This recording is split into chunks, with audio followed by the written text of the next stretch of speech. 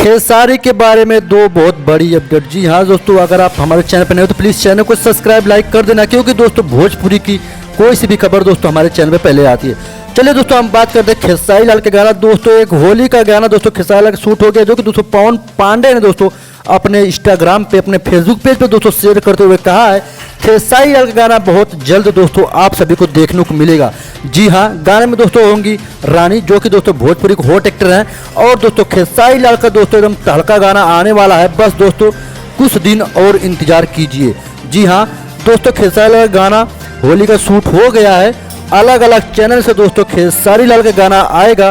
तो दोस्तों आप लोग यह गाना सुनने के लिए कितना ज़्यादा एक्साइटेड हो कमेंट बॉक्स में जरूर बताना, क्योंकि दोस्तों खेसारी लाल का गाना जब भी कोई आता है तो दोस्तों एकदम पूरा यूट्यूब को फाड़ देता है और ट्रेंड में एकदम दोस्तों आ ही जाता है।